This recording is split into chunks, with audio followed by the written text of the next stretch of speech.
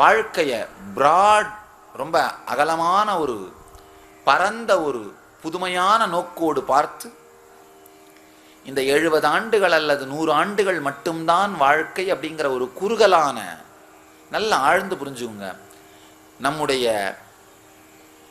எல்லா துக்கங்களுக்குமே காரணம் வாழ்க்கையை இந்த 70 ஆண்டா மட்டும் பார்க்கறது, இல்லை இந்த 100 ஆண்டா மட்டும் பார்க்கறது.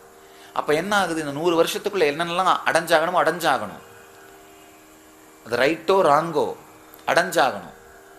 அப்ப என்ன வேணா பண்ணலாம், கையில கிடைச்சதெல்லாம் நமக்குத்தான். மிருகத்தனமான வாழ்க்கை, எதுக்கும் பயப்பட வேண்டியதில்லை, எதற்கும் யோசிக்க வேண்டியதில்லை, எதற்கும் கவலைப்பட வேண்டியதில்லை. சட்டத்தை மட்டும் ஏமாற்ற தெரிந்து கொண்டால் போதுமானது, வேற எதுவும் பண்ண வேண்டியதில்லை. பாருங்க, அப்ப என்ன ஆகுது, நேச்சுரலாவே எந்த விதமான தெளிவும் எந்த விதமான தீர்வும் இல்லாத வாழ்க்கைக்குள் நுழைந்து விடுவோம். ஸ்ட்ரெஸ் எல்லாமே இந்த 100 வருஷத்துக்குள்ள முடிச்சாகணும், எல்லாத்தையும் அனுபவிச்சு முடிச்சாகணும், எல்லாத்தையும் வாழ்ந்து முடிச்சாகணும்.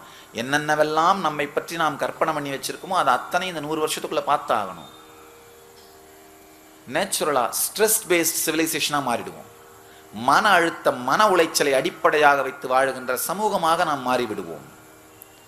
அதனாலதான் பாத்தீங்கன்னா, இந்த ஒரு பிறவியை மட்டும் நம்புகிற நாடுகள், அதை நம்புகிற மன அமைப்புடைய நாடுகள் எல்லாமே ஸ்ட்ரெஸ் பேஸ்ட், டிப்ரெஷன் பேஸ்ட் சிவிலைசேஷன்ஸா இருக்கும். இந்த காலமாக பல ஜென்மங்கள் இருக்கிறது அப்படின்னு நம்புகிற சமூகங்கள், அந்த நாடுகள் எல்லாமே பார்த்தீங்கன்னா கொஞ்சம் எஃபிஷியன்சில கம்மியா இருக்கலாம்.